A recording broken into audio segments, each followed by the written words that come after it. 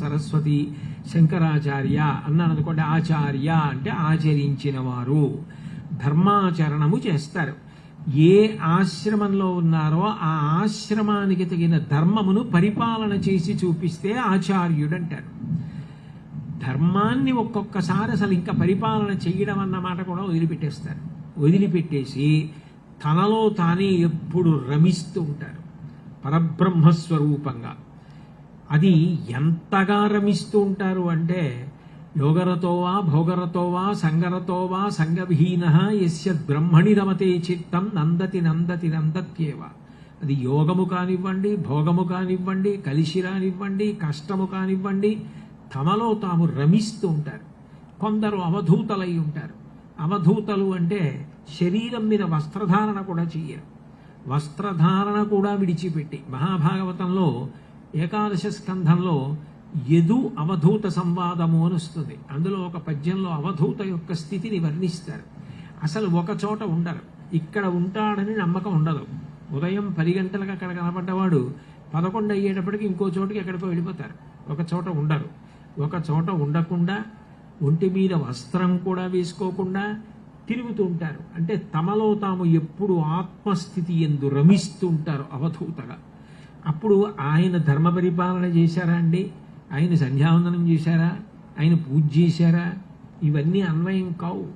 అగ్ని ఏది చేసినా పవిత్రమై ఆత్మ అనబడేటటువంటి జ్ఞానము చేత రగిలిపోతూ ఉంటాడు యోగి. జ్ఞానానల ప్రభావేన తస్మై శ్రీ గురవే నమః అంటాడు పరమశివుడు. జ్ఞానమనేటటువంటి అగ్నిపర్వతంలా వెలుగుతూ ఉంటాడు. అప్పుడు ఇక ఆయన ఎందు ఏ కర్మలు అన్వయం కావు. అప్పుడు ఆయన నిత్యకర్మలు చేశాడా చేయలేదా అన్న విషయం అన్వయం కాదు. అట్లా తిరిగేటటువంటి గురుస్వరూపాలు ఉంటాయి. అప్పుడు వాళ్ళు మన ఊహలకి, మన తర్కాలకి అందరూ ఆయనది కులమా, ఆయనది మతమా, ఆయనది ఈ సంప్రదాయమా, ఆయన ఇట్లా కట్టుకున్నారా, ఇట్లా పెట్టుకున్నారా, ఇవి అందవు.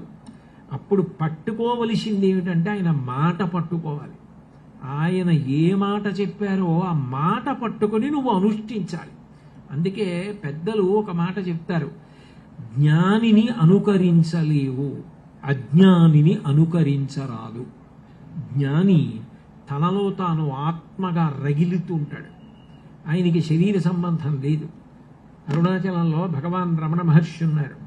ఆయనకి ప్రాణోత్క్రమణం అవుతుంటే వైద్యులు ప్రాణవాయువు తీసుకొస్తుంటే వద్దు వద్దని చెప్పి శరీరాన్ని సాక్షిగా చూస్తూ తాను ఆత్మగా శరీరంలోంచి పైకి లేచి అరుణాచలానికి అందరూ చూస్తుండగా ఆత్మజ్యోతి ప్రదక్షిణం చేసి వెళ్ళిపోయింది.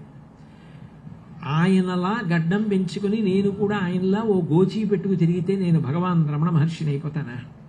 ఎలా అవుతాను? జ్ఞానము కలిగితే అవుతాను. జ్ఞానము కలిగే వరకు కర్మ విడిచిపెట్టకూడదు. జ్ఞానిని అనుకరించరాదు, అనుకరించలేవు. అజ్ఞానిని అనుకరించరాదు. ఒకడికి శాస్త్రంతో ప్రమేయం లేదు, శాస్త్ర ప్రమాణం అంగీకరించడు. శాస్త్రం చెప్పడం ఏంటండి?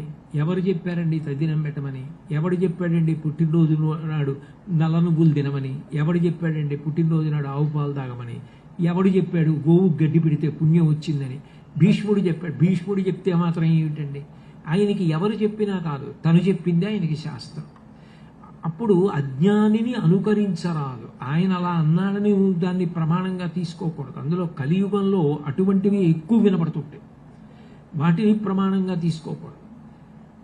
జ్ఞానిని అనుకరించలేవు. ఆయన ఏం చేశాడో అది నువ్వు చేయలేవు. కృష్ణ భగవానుడు ఏం చేశాడో అది నువ్వు చేయలేవు.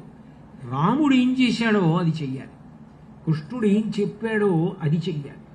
అంటే సద్గురువు ఆయన ఏ కులం అండి, ఆయన ఏ మతం అండి, ఏ ఆచారం అండి, ఏ సంప్రదాయం అండి, ఆయన ఏం చేశారండి, పొద్దున్న మధ్యాహ్నం ఏం చేశారండి, సాయంకాలం ఏం చేశారండి, ఆయనకి ఏ మంత్రం ఉపదేశం ఉందండి, ఆయన తపస్సు ఎక్కడ చేశారండి, ఆయన ఏ గుడికి వెళ్ళారండి, ఆయన ఎన్ని ప్రదక్షిణాలు చేసేవారండి, ఇవి జ్ఞానికి అన్వయం కావు.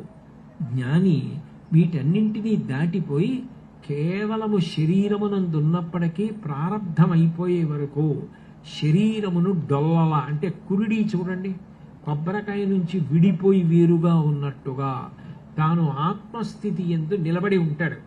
అలా నిలబడి ఉండేటటువంటి వారెవరో ఆయన జ్ఞాని అయినటువంటి గురువు. అటువంటి జ్ఞాని అయిన గురువుకి ఇక ఆచారము అన్న మాటని అన్వయం చేయడం సాధ్యం కాదు. ఒక్కొక్కరు ఆ స్థాయికి వెళ్ళిపోతారు. శంకరాచార్యులు వారు వెళ్ళలేదా అంటే వెళ్ళిపోయారు. వెళ్ళిపోయినా లోకం కోసం, లోకానికి మర్యాద నేర్పడం కోసం ఆచారం పాటిస్తారు. అది వాళ్ళ కోసం కాదు. అలా పాటించి చూపిస్తే ఆచార్యులు అంటారు. పాటించి చూపించకపోయినా స్థితిలో ఉన్నవారిని గురువులు అంటారు. అది సూక్ష్మ భేదం. ఇద్దరిని కలిపి సాధారణంగా గురువాక్యం చేతనే నిర్వహిస్తారు. గురువు గారు అంటారు. అంటే గురువుగారని పిలిచినంత మాత్రం చేత ఆయన ఆచారమును విడిచిపెట్టారని నిర్ణయం చేయకూడదు. ఆయన గురువు అని పిలవబడ్డాడు అంటే ఆచారమును పాటించినవాడు కావచ్చు, జ్ఞానమును పొందినవాడు కావచ్చు. గురువాక్యమును పట్టుకున్నావా లేదా? గురువాక్యమును పట్టుకోవడం చాలా చాలా ప్రధానం. అన్నిటికన్నా ఒక్క మాట గురువుగారు చెప్పింది నీకు బాగా జీర్ణమైతే, ఒక్క మాట గురువుగారు చెప్పింది నువ్వు పట్టుకుని అనుష్ఠానంలోకి తెచ్చుకోగలిగితే అదొక్కటి చాలు తరింపజేస్తుంది. అటువంటి గురువులు సంతోషించాలంటే మనం చెయ్యవలసిందేది? ఏ గురువైనా ధర్మమునకు ఇరుసైనటువంటి గోవు యొక్క సేవ గురించి ప్రతిపాదిస్తున్నారు కాబట్టి అటువంటి గోసేవ మనందరం చేసిన నాడు అది శంకరాచార్యుల వారిని మీరు పిలవండి, మహాస్వామి వారిని మీరు పిలవండి, చంద్రశేఖరేంద్ర సరస్వతి స్వామి వారు అనండి, చంద్రశేఖర భారతీ స్వామి అనండి, రామకృష్ణ పరమహంస అనండి, వివేకానందుడు అనండి, సాయిబాబా గారు అనండి, వాళ్ళందరూ సంతోషిస్తారు. గురువు సంతోషించడానికి గురువు చేత ప్రతిపాదింపబడినటువంటి పని యందు సత్యబుద్ధితో చేయుటయే. కాబట్టి ఈ ప్రాంగణం యొక్క విలువ కొన్ని కోట్ల రెట్లు ఎందుకు పెరుగుతుంది అంటే ఇక్కడకొచ్చి చేసినటువంటి గోసేవ వలన ఏకకాలమనందు సకల దేవతా స్వరూపిణి అయిన గోవు, సకల దేవతా స్వరూపిణి అయిన గురువు ఇద్దరూ సంతోషిస్తారు. గురువు కూడా అంతే. నేను చెప్పట్లేదు. గురుర్ బ్రహ్మ, గురుర్ విష్ణు, గురుర్దేవో మహేశ్వర, గురు సాక్షాత్ పరం బ్రహ్మ తస్మై శ్రీ గురవే నమః. అందరూ చెప్తున్న శ్లోకమేగా. గురువే బ్రహ్మ, గురువే విష్ణువు, గురువే శివుడు, గురువే పరబ్రహ్మము. పరబ్రహ్మమంటే సకల దేవతా స్వరూపం. అదే అనేక రూపాలుగా ప్రకాశిస్తోంది.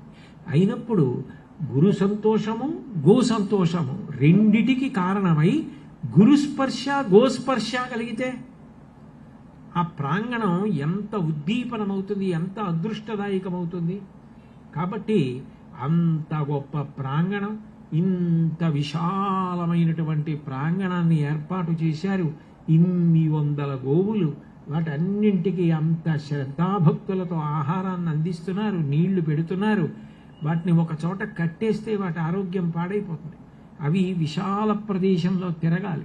అందున సాయంకాలం వేళ గోవు తిరిగి వెళ్ళిపోతున్నప్పుడు దాని డెక్కల నుంచి రేగిన పరాగం మన మీద పడిందనుకోండి, సంవత్సరంలో ఒక రోజైనా తప్పకుండా చెయ్యవలసిన స్నానం అది.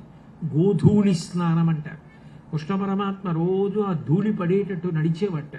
గోధూళి ధూసరిత కోమల గోపవేషం గోపాల బాలక శతైరనుగమ్యమానం సాయంతనే ప్రతిగృహం పశుబంధనార్థం గచ్చంతమచ్యుత శిశుం ప్రణతోస్మి నిత్యం అంటారు.